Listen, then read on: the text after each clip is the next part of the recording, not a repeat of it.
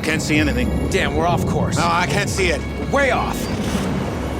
On June the 1st, 1999, as an American Airlines jet prepared to land amid fierce thunderstorms, passengers knew they were flying into trouble. I don't know what made me aware, so doggone aware, that we were going to have a problem.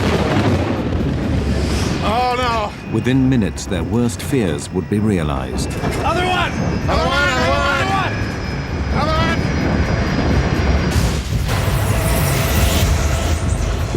I'm yelling, get away from the plane. Run. Get away from the plane. I don't know where we're at, but there's a road that goes around the airport. Well, we got a lot of people hurt. This film tells the story of a tragic and avoidable disaster. The investigation would reveal a lethal combination of pilot error, the devastating effects of severe weather, and a dangerous race to keep the plane on schedule.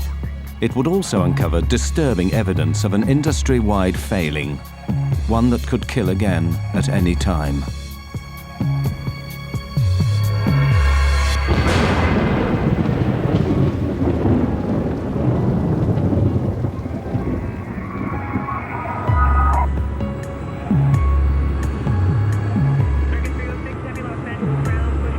Despite reliable aircraft and extensive training, modern airlines and their crews face unprecedented pressures. Intense industry competition demands that the whole system, from the flight planners to the pilots, be efficient and on time. The stresses this can bring would play a vital role in the loss of Flight 1420.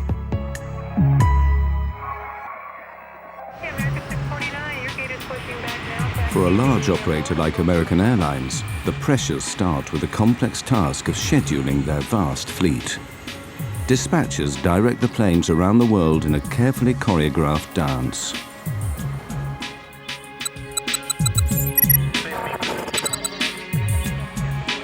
The strain of maintaining this efficiency affects the entire system. Of course, competition has become very intense, a lot of pressure on the dispatchers, pilots, flight attendants, and basically the whole infrastructure to accomplish the mission and make a dollar. Every effort is made to ensure that nothing disrupts these fragile schedules.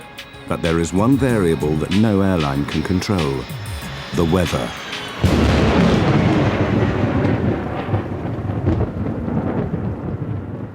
The southern states of America are especially prone to severe weather. Storms not only cause delays, but pose extreme dangers to commercial jets. Delays, scheduling problems, and fierce thunderstorms would all conspire to turn a routine flight into a terrifying race against time. On June the 1st, 1999, American Airlines Flight 1420 is running late. The movement of the storms, everything is sliding to the southeast. So yes, we do have a stormy evening headed our way.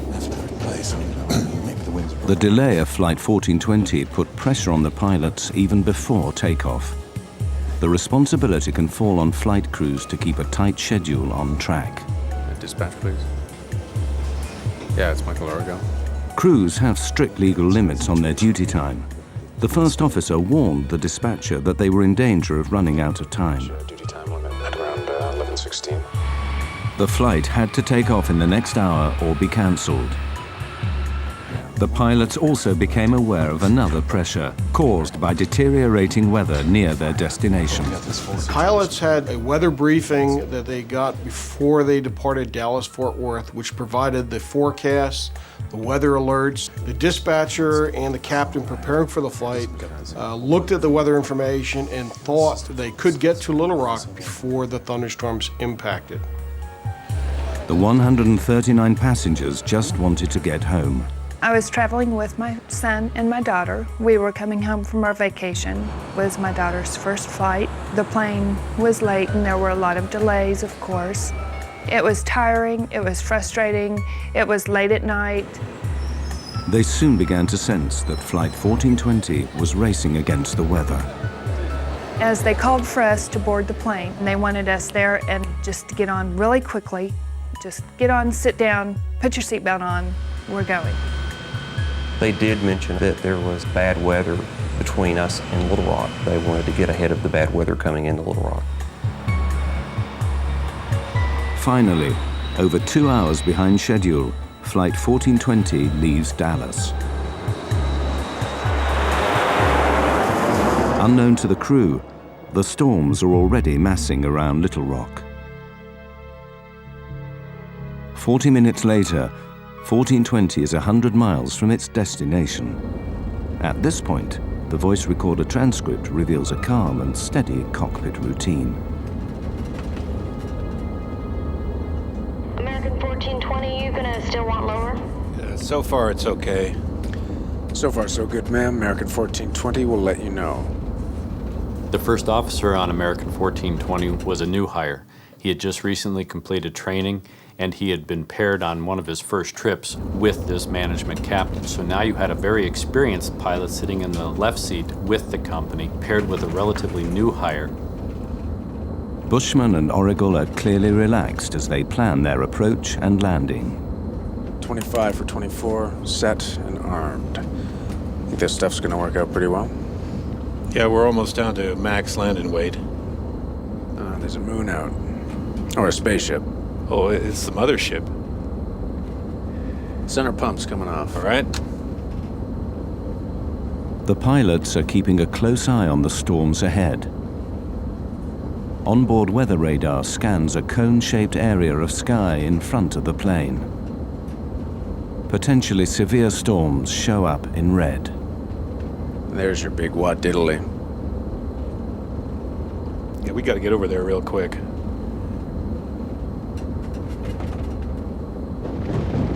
Don't like that. That's lightning. Sure is. The American Airlines dispatcher issued an update on the shape and formation of the thunderstorms. Right now on radar, there's a large slot to Little Rock. Thunderstorms are on the left and right, and Little Rock is in the clear, sort of like a bowling alley approach. Thunderstorms are moving east-northeastward towards Little Rock, and they may be a factor for our arrival. I suggest expediting our arrival. Dispatcher gave this flight crew the weather information. It appeared to him that there was going to be a gap, or what he called the bowling alley, where you had two types of thunderstorms or two thunderstorms with an alley between it. And that the flight crew, if they had expedited their travel to Little Rock, could probably make it up that alley before the two storms closed together. But as Flight 1420 descends, the plan to beat the storms is about to go seriously wrong. The pilots do not realize that the walls of the bowling alley are closing in.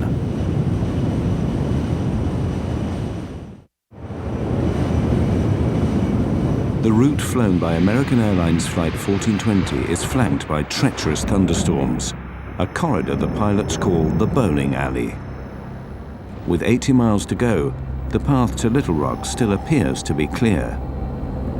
This is the bowling alley right here. Yeah, I know. In fact, there are the city lights. Straight there.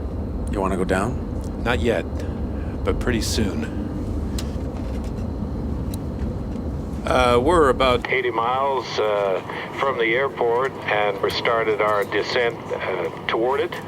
Quite a light show on the side of the aircraft, and we're going to be passing that on our way to Little Rock. It's been a pleasure having you aboard our short flight, and I'd like to take this opportunity to thank you for flying American Airlines. The lightning seemed to be on both sides of the plane. It lit up the inside of the plane. Very quick, just kaboom type lightning, which was a little scary. There was quite a light show off to the left. Normally that doesn't get pointed out. If you go past the Grand Canyon, that gets pointed out, but not a lightning show.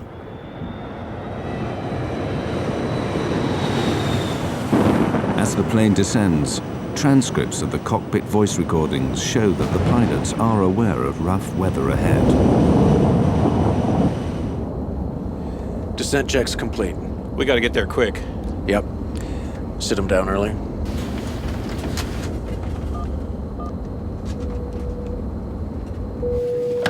Hello? I think it's going to get a little bumpy here again, if you don't mind. Do we need to sit down? Well, how far through are you? We're almost done, but not quite. Well, finish it up real quick. Okay. I thought it was more turbulent than normal. I remember especially watching the flight attendant, and I was looking at her with amazement. I was wondering how could she hold those trays and pour the drinks and not spill everything. From that point, it just got worse. With flaps 40, 130,000 pounds, 200 feet. As they prepare for landing, the pressure on the pilots will now steadily rack up. Not required. Manual brakes? Manual's fine. At first, as the crew pick their way around the storms, everything seems steady. Yeah, actually, there's a city right there. Yeah. Breaking through this crowd. Good, doing good. Even when the first indication comes that the storms are advancing, the pilots take it in their stride. Whoa. Looks like it's moving this way, though. Yeah. Just some lightning straight ahead. I think we're gonna be okay, though. Right there. Yep, right down the bowling alley. As my friends would say, California cool. Cool. Peachy. Exactly. 1420 at 11.3 for 10,000. But when the pilots contact the controller at Little Rock, he gives the first of a series of alarming weather alerts. Roger. We've got a thunderstorm just northwest of the airport moving through the area now. Wind is 280 at 2.8, gusts 4.4, and I'll have new weather for you in just a moment, I'm sure. Gale force winds are gusting to 50 miles per hour, enough to blow tiles off a rooftop. High winds pose a severe hazard for Flight 1420. Crosswinds could make it difficult to control the plane on landing. The pilots must quickly determine if they're within safe limits. They calculate the strength of the crosswind from its angle to their final approach. All right, so that's 280 at 4.4. Gusts at 44. Right, near the limit. Well, it's 40 degrees off. I mean, you're not out of the limit because of the angle, but that's pretty close. The crosswind limit for landing is 30 knots on a dry runway, but Bushman and Origal now become confused about what happens if it rains. Well, 30 knots is the crosswind limitation, but see, 30 knots, That's well, dry. wet. Yeah, dry. What's the wet? 20. It's 25. The discussion is never resolved, and the crosswinds will soon be gusting well over the limit. Flight attendants, prepare for landing, please. The pilot's attention now returns to the bad weather ahead. He said the storm was to the northwest of the field? You said northwest. Yeah. Lightning strike, you said storm. But the task of tracking the storms is made more difficult by the lack of sophisticated radar at Little Rock. American 1420, your equipment's a lot better than what I have. How's that final for 2-2 left looking? What's that? We can see the airport, but we can just barely make it out. We should be able to make 2-2. That storm is moving closer like your radar says. But it's a little farther off than you thought. The controllers are going, well, your radar is better than mine, so forth. The controller in this accident had a monochromatic, or basically almost a black and white set of a radar, and could not determine the intensities of the storm. Just 8 miles from the airport, the pilots now face another key decision: how to approach the runway through bad weather. Controllers routinely ask pilots if they want to land visually, instead of relying on the airport's Electronic Instrument Landing System, or ILS. But a visual approach means they must be able to see the runway, and this is proving difficult. No, we can't really make it out right now. We're gonna have to stay with you as long as possible.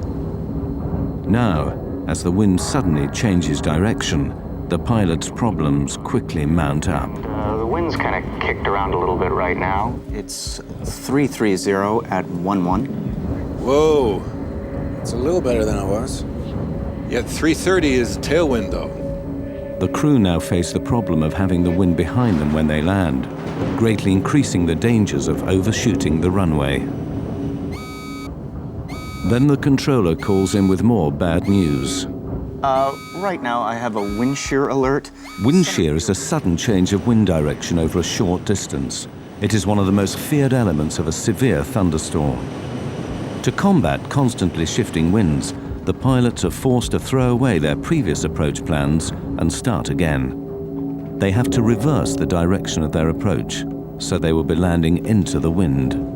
Yeah, we're gonna need, We would rather go into the headwind, sir. The pilot's decision to land in the opposite direction is a prudent move, but it will create serious problems. Okay, right turn 250. The long way around? Yes, sir. You're a little close to the airport. Yeah, right. 250, that'll work. As the pilots turn to their new approach, the aircraft's weather radar, which scans in front of the plane, loses track of the thunderstorms. Worse still, the turn delays landing by more than 10 minutes. And with every passing moment, the storms are growing in intensity. Runway 4 right, 111.3042. I think that was the airport below us. Yeah, right, okay. Switching runways, keeping track of the storms, all add greatly to the pilot's heavy workload. Okay, 2217, glide slope, intercept all the way down. Missed approached, right turn to 4000. Let's see, you got the airport, right? So yeah, I don't have the airport. Well, I'm saying you've got the ILS. Yeah, I got the ILS. Airline pilots, they make their money when they're flying into bad weather. When the weather goes down, now all of a sudden the workload starts to increase because you have to factor in low clouds, rain, lightning, thunderstorms, wind. All of these elements start to bombard you the closer you get into the airport environment. American 1420, it appears we have a second part of this storm moving through. The wind now is 340 at 16, gust 34. With the storms worsening, the pilots need to make it to the airport as quickly as possible.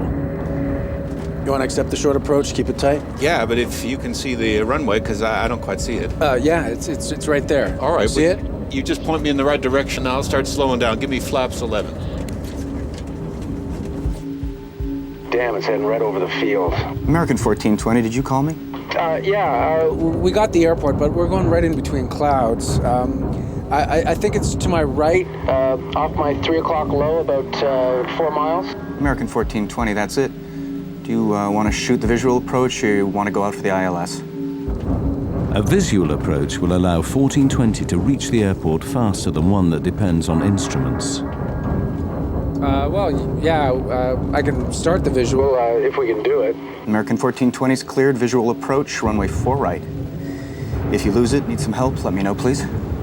But a visual approach means the pilots must keep the runway in sight at all times.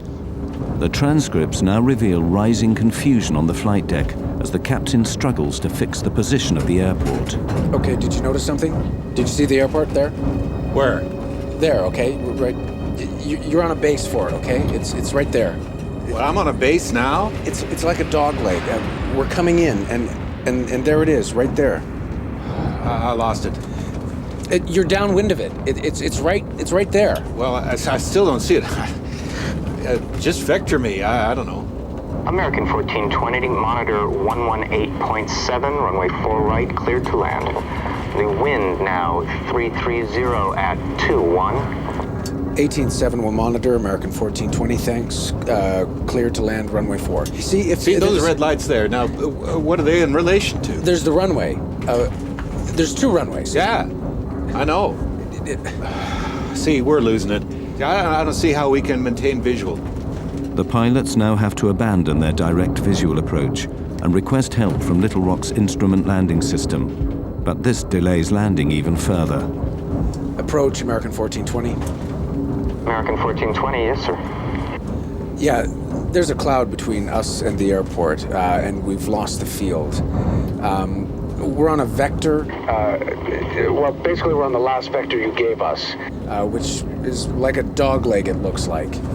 American 1420, can you fly heading 220? I'll take you out for the ILS. This news footage shows the storm on the night of the crash. As heavy rain cuts visibility even further, Captain Bushman becomes frustrated. See, I hate droning around visual at night and weather without having any clue where we are.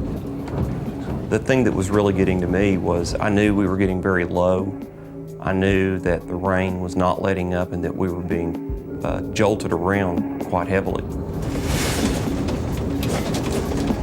See how we're going right in the middle of this crap? Right. Approach American 1420. I know you're doing your best, sir, but we're getting really close to this storm, and we'll keep it really tight if we have to. The plane was rocking and rolling at that point. It was pretty doggone unstable. I don't know what made me aware, so doggone aware, that we were going to have a problem. I don't know what did that. As Flight 1420 lines up for final approach, they are heading straight into the heart of the thunderstorm. The crisis for the flight crew is about to get even worse.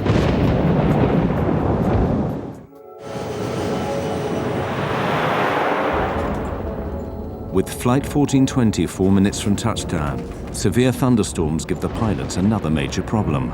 Blinding rain and thick cloud are obscuring the airfield.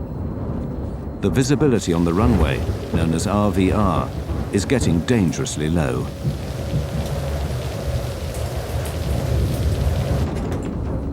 We're going right into this. American 1420. Right now we have heavy rain on the airport. I don't have new weather for you, but visibility is less than a mile. And the runway 48 RVR is 3,000. Visibility is down to 3,000 feet. The pilots are unsure if it's safe to land. 3,000? Roger that, 3,000, American 1420. This is 4 right, correct? American 1420, that's correct, sir. And runway 4 right, clear to land. The wind's now 350 at 30, gusts 45. Can we land? 030 at 45, American 1420. 3,000 RVR, we can't land on that. No, 3,000 if what you do look we at... need? No, it's 2,400 RVR. Okay, right. Yeah, we're fine. All right. 15.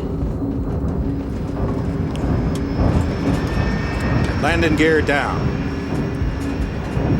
And lights, please.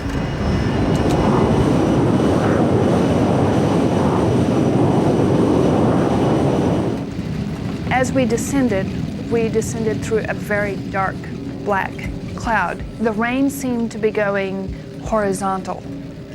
It was windy enough, apparently outdoors, that the plane was moving around a lot. I'd never done this before. I buckled up really tight, almost uncomfortably tight, and I was concerned enough. I put my shoes back on and got ready to go. There was something going on that made me very nervous. The crosswinds are way over the limit. The pilots could divert to another airport, but they don't, even as the weather gets worse. Wind shear alert. Center field wind 350 at 32. Gusts 45. North boundary wind 310 at 29. Northeast boundary wind 320 at 32. The jolts seemed to be much stronger than I'd ever felt. You could tell that the thunderheads were extremely close to the plane. I said words to the effect that if he tries to land in this weather, we'll crash. Flaps 28. Add 20. Then visibility falls drastically below the limit. American 1420, the runway 4 right RVR is now 1,600. Damn. The crew are rattled. Under pressure, they begin to make mistakes. Can't see anything. Looking for 460. It's there. Couldn't see anything. The wind was throwing the plane around so violently. I think it was enough of a crosswind that I was afraid we were going to land on the wing. We felt like we were going to tip over. I mean, it just felt that bad. You want 40 flaps? Yeah, I thought I called it. I knew the way he was jockeying the plane and the sounds of the engines that he was trying to get lined up for the runway, and I couldn't see it, and I couldn't see it, but I could tell we were close, and I kept thinking, where's the runway? 1,000 feet. 20. 40-40 land. This is a can of worms. Wind is 330 at 28. I'm gonna stay above it a little. There's a runway off to your right. You got it? No. I got the runway in sight. You're right on course. I got it. Stay where I you got it. I got it. Most of the people at that point in the plane were just holding on really tight, just looking forward. I mean, like rigid. I suspected the worst. I mean, I really did. We might not get down.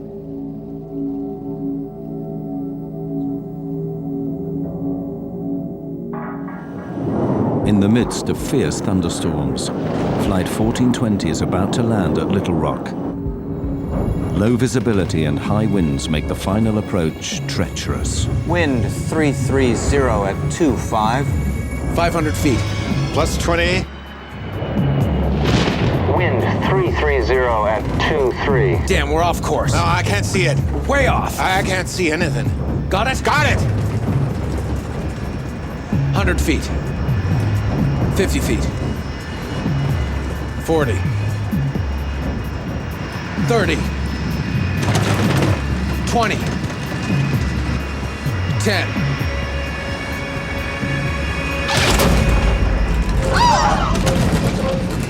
We hit the runway real hard. We didn't slow down. We're down. We're sliding.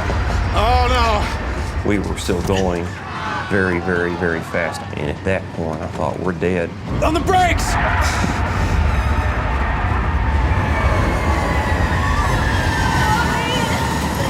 It was just chaos. It was terrifying. Quite literally terrifying. Other one! Other one, other one.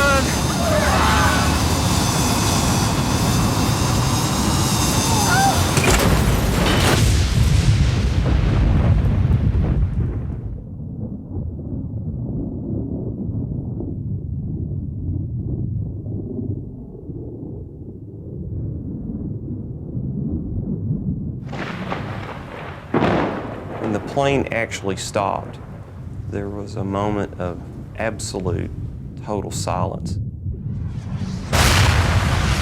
There was fire in front of me, and I could see debris, and it was silent. And I thought, oh my gosh, I'm dead. Well, I knew we were in deep trouble. You know, it's a process that started, and in some way it's got to end. It's going to end, and when it ends, how do I get out of here? Within those minutes, I heard a small scream, and I heard it get louder and louder and louder, like it was on a megaphone. And it hit me, that's my daughter. And it's like, oh, okay, we've got to get out of here. You know, we got to do something. The passengers struggled to get out before fire engulfed the cabin. I had a broken scapula, dislocated shoulder, and cracked ribs, and all sorts of stuff going on, but I didn't feel a thing. I just wanted to get out. I was not going to die in that thing. I got out of that plane probably in 10 seconds. It's like being in war. Go, go, go. I'm yelling, get away from the plane. Run, get away from the plane. Go, go, go.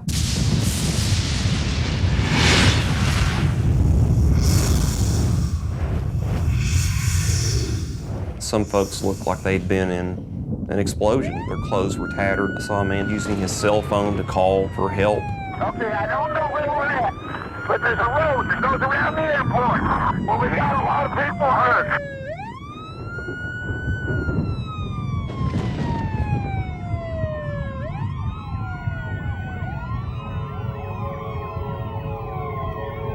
Traveling at over 100 miles an hour, the aircraft ran off the end of the runway, plowed down a 25-foot embankment, and slammed into a steel walkway. The plane was ripped into several pieces. The wreckage finally came to rest on the muddy banks of the Arkansas River.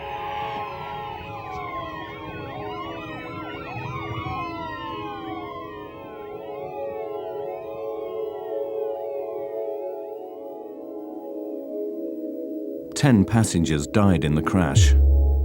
Captain Bushman was killed instantly when the cockpit was split open by the steel walkway. It was a shame I hadn't, literally a shame that I had not done more to save people. That's the worst nightmare I have.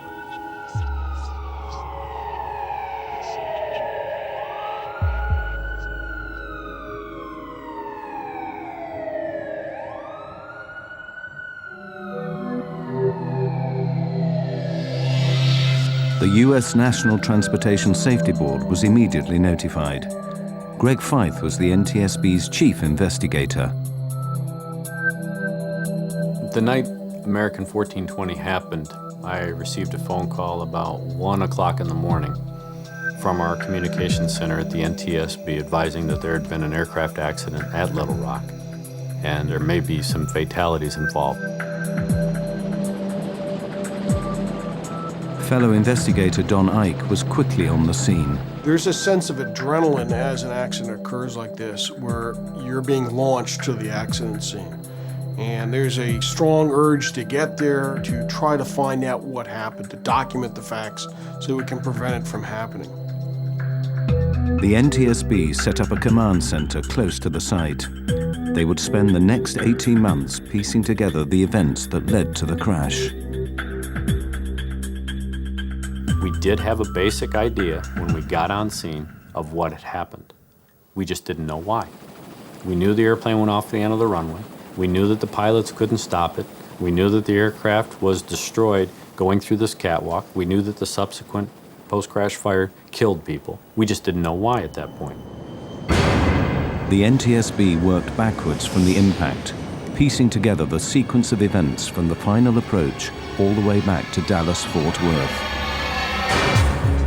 The first question for investigators was why the pilots had been unable to stop the plane.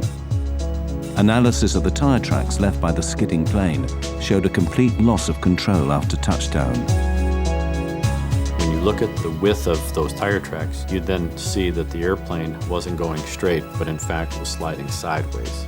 Here you have this machine that weighs 130, 140,000 pounds. It has 100 or so people on it.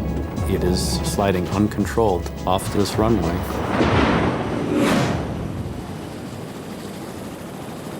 Something had gone terribly wrong on landing, and investigators had to find out why. They questioned the survivors of Flight 1420, who would provide an extremely important clue.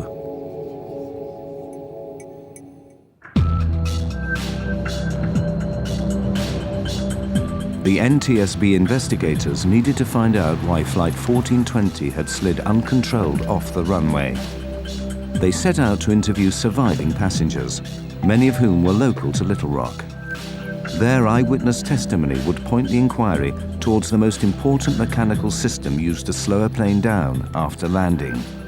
We were really interested in were those passengers that were sitting in a position right near the wings who could look out the windows and tell us whether they saw the ground spoilers deploy. Spoilers are large flaps that flip up on landing, literally spoiling the airflow over the wings. This prevents them from giving lift and allows braking to take effect.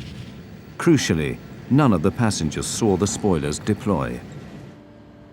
To check their testimony, the NTSB examined information from the airplane's black boxes. The flight data recorder, which monitors the systems on board during flight, confirmed that the spoilers had failed to deploy. The implications were catastrophic. Flight 1420 had no hope of stopping in time. On the brakes! We're sliding! Oh,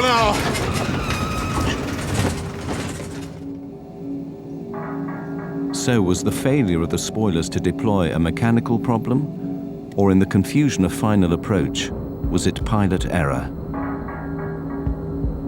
To find out, the NTSB would make clever use of the cockpit voice recorder, or CVR. Make it out.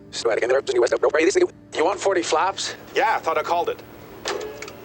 One of the key elements that the CVR team was listening for was the setting of the spoiler handle. We saw on the flight data recorder that the ground spoilers didn't deploy. We wanted to know if the handle had been actually armed or not, and we were looking for a specific click sound. We couldn't find that sound on the accident CVR, which led us to believe that the handle was never in the armed position at touchdown.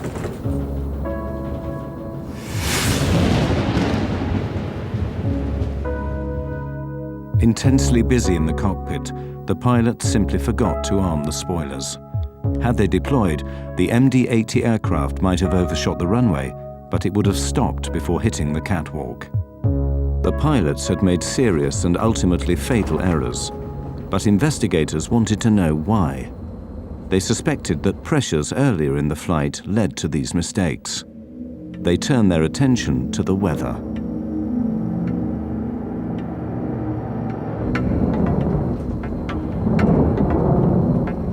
clear to us that severe weather had been in the area around the time of the accident. How it played a part was one of the things we had to try to discover. And putting the radar images in, the observations, trying to put it all together, would take weeks, of course, to get this information done. The NTSB wanted to know what role the weather had played in the crash, and had the pilots been fully aware of the dangers. See how we're going right in the middle of this crap. One of the concerns that all pilots have when they're trying to land an aircraft is, of course, making sure that the crosswinds that they may experience don't exceed the capabilities of either themselves or the aircraft. The wind's now 350 at 30, gusts 45. Can we land? This particular flight crew had a limitation, not imposed by themselves, but imposed by the company, and that was that they were not allowed to exceed a 10-knot crosswind on a wet runway. Crosswind limits are clearly stated in the operating manual. The crew of 1420 were flying beyond regulation limits. This is a can of worms. There's a runway off to your right. You got it? No. The effect of the winds can be seen in this NTSB animation, showing the captain's desperate last maneuvers. Winds definitely impacted the flight. If you look at the animation, you'll see them fighting the winds. Definitely not good. We're down! On the brakes! Other one! But when you start talking about a wet runway, thunderstorms, not good. But were the pilots of 1420 aware of the hazards posed by the severe weather? For the NTSB, previous accidents had made the dangers of thunderstorms all too clear. In 1994, a US Air DC-9 fell victim to wind shear in North Carolina. The plane stalled at 250 feet and fell from the sky. A Delta TriStar crashed after flying into the most severe kind of wind shear that created an intense downdraft of air. So, should the crew of 1420 have aborted the approach? There's the runway. There's two runways. Yeah, I know. See, we're losing it. I don't see how we can maintain visual. This NTSB weather animation overlays the path of the aircraft with ground radar images of the storm. Bushman and Origal landed in lightning, torrential rain and hail, and the crosswinds gusting well over the limit. Based on the information that we had from ground-based weather radar, the flight crew of 1420 should have been seeing majority of that storm. They would have been seeing the leading edge going green, rapidly changing the yellow to bright red. I can't see anything. Looking for 460. As they progressed towards Little Rock, they started to paint the bad weather not only on their onboard radar, but they could see out the window lightning.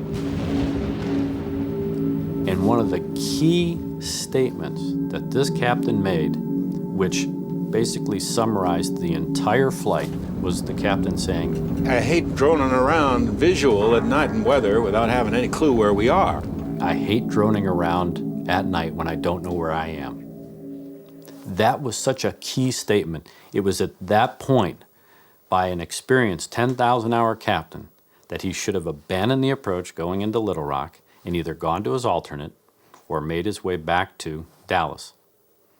But to make a statement like that and then continue an approach to an airport where you have a thunderstorm in progress over the airport is a recipe for disaster. But the pilots were not the only ones to be heavily criticized.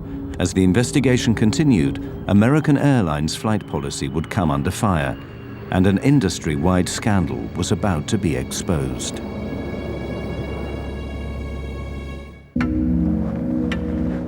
For months after the crash of Flight 1420, the NTSB dug deeper into the circumstances surrounding the accident. The question was, who would take responsibility? American Airlines were reluctant to admit that their pilots had knowingly flown into a severe thunderstorm. Initially, they tried to pin the blame on the controller at Little Rock. Americans started legal action against the authorities responsible for airport controllers. Americans' lawyers claimed that the crew of Flight 1420 had not been given all the current weather information. American 1420, your equipment's a lot better than what I have. How's that final for 22 left looking? But after interviewing the controller at Little Rock, investigators were unconvinced. It's highly unlikely that the flight crew wasn't sufficiently informed about the nature of the weather and the severity of the weather, not only en route, but of course during the course of the landing at Little Rock. The focus turned back on the pilots. Lawyers representing the passengers were determined to get American Airlines to accept liability for the crash. I mean, it is about money in a way, because you want to make them pay. Because I saw the letters that they would write back to my lawyer, minimizing what we had been through, minimizing my daughter's burns, cuts, the psychological effects it had on my son at age 15, and my daughter and me, and just minimizing everything. So you want to find a way to hurt him. Renee Solomons and many other survivors attended the NTSB public hearings held in Little Rock 8 months after the disaster. With the captain dead, the co-pilot was the first to testify. As we went off the end of the runway, I could see the runway lights coming up, and I knew we were going off the end of the runway. I couldn't see anything in front of us, and all I thought was the gear would collapse, and we would continue to slide. It's got to be okay. And then all of a sudden, I felt the impact. Well, I followed it as close as I could. You bet. I mean, I wanted to know what happened. I went to all of the NTSB hearings. I was outraged. I was mad. For me, they didn't ask him the right questions. You know, I wanted to ask him, what were you thinking? Why did you all play chicken with our lives? The co-pilot's testimony was highly controversial. In his account of the final moments of the flight, he claimed to have told the captain to abort the approach, otherwise known as a go-around. Who can call for abandoning the approach? Either pilot. Did you call for a go-around at any time? Yes, sir, I did. It sounds like after reviewing the tape, you can definitely hear the go and the around. It seems like he talked the same time I did, and I looked over at him, and he brought the airplane back on course. However, when NTSB specialists studied the cockpit voice tapes, they couldn't hear this statement. Damn, we're off course. No, I can't see it. Way off. Even though he stood by that statement, we could never validate it. That led to a controversial finding because we weren't really sure if that took place or not. The NTSB asked tough questions of the co-pilot, but was American Airlines training also at fault? Greg Feith put an American Airlines manager on the stand. What were the company rules for pilots flying near thunderstorms? When asked the question, he basically responded that he just didn't want his pilots flying into that type of weather. Our pilots are forbidden to enter or depart a terminal area blanketed by thunderstorms. To the NTSB, this policy simply wasn't clear-cut enough. Well, that's a very subjective call for a pilot. Pilots need boundaries. You have to set limits. If there's convective activity, that is thunderstorm activity, it's within 5 nautical miles of the airport, there's lightning, there's wind shear, don't go there.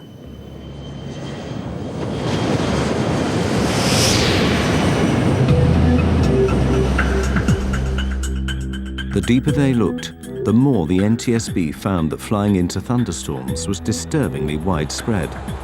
Extraordinary evidence given at the hearings revealed that the problem spread through the whole industry.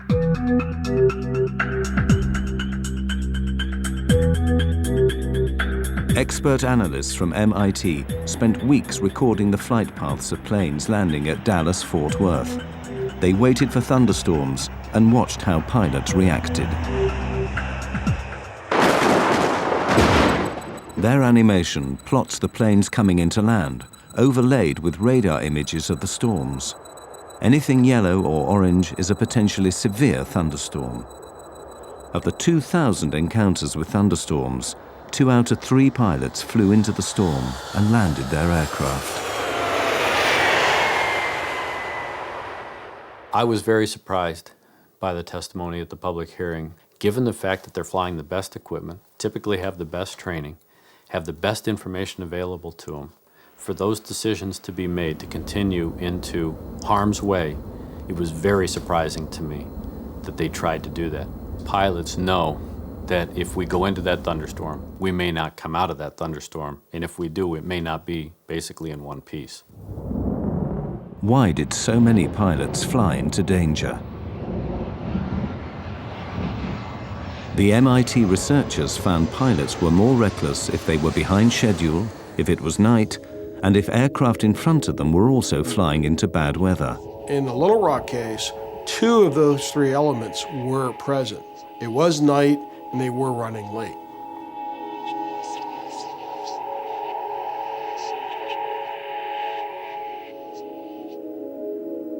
The MIT investigation was chilling evidence that the crash at Little Rock was part of a much wider problem.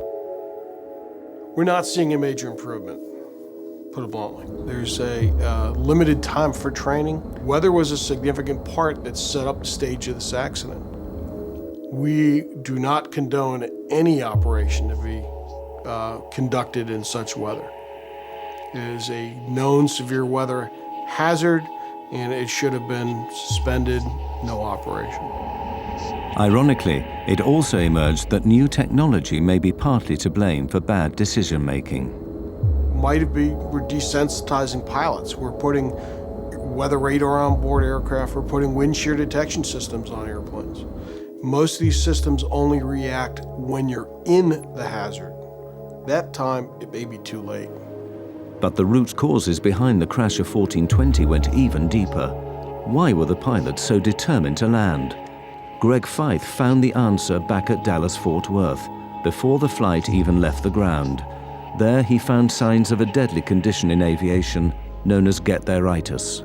There may have been a sense of get-there-itis. The flight crew knew that they were pushing their 14-hour duty day. It had been a long duty day. The airport's right there. Let's try it. Let's see if we can accomplish the mission. Pilots are goal-oriented. We're mission-oriented. We will stick our nose in there to try and see if we can accomplish the mission. Sometimes we will accomplish that mission, but sometimes we get too far into it that we can't bail out. We don't have any more options, and bad things happen. For Flight 1420, the pressures of get-there-itis sparked a fatal series of mistakes and misjudgments. At the end of a long day, rushing to beat the storms and get the passengers to their destination, the crew of Flight 1420 made the basic mistake that cost 11 people their lives. They forgot to arm the spoilers. They were so busy trying to get the plane on the ground that they forgot to do what they needed to do. They didn't have time to do it. After the accident, American Airlines revised their checklist procedures. Both pilots must now confirm that the spoilers are armed, ready for landing. In October 2001, the NTSB published their report. They concluded that the 2 main causes of the crash were first, the decision to land in a thunderstorm, and second, the pilot's failure to arm the spoilers. American Airlines declined to take part in this film or comment on the findings.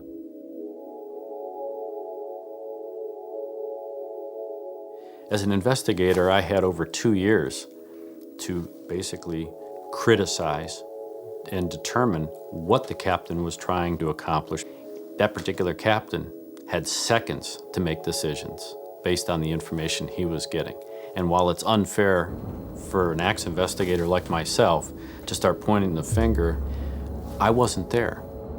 I blame them, but I'm not angry per se at them. I don't waste my time with anger on them. They'd got nothing but flack. You can understand it, but I can't understand a person, wanting to kill himself either.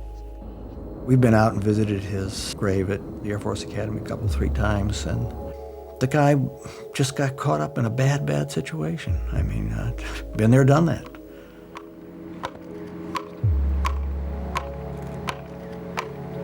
One year after the crash, the survivors of Flight 1420 gathered at the site to remember those who died. For surviving passengers, the effects of the crash are long-lasting and profound. We, as a family, worked long and hard to work through it. We had many talks. It blew apart a lot of relationships. You find out who your real friends are. I cannot do enough to mitigate what happened to the individuals on an airplane. Life is a precious thing, and you're definitely here for a very short time. You know, all of a sudden, your life looks like about a second and a half long. The impact of the crash is something that I try to block out of my mind because I still feel a reaction. People ask me if I'm okay. Well, no, I'm not okay. No, we'll never be okay. I mean, what is this okay stuff? You're different. And deal with it. I mean, that's the way we're going to be. The day after it happened, when Adam and I were in the hospital in Samantha, Adam and I got up and we looked out the window and we just couldn't believe that life went on. We just couldn't believe cars were driving and it was sunny and life went on, you know, because for us, life stopped.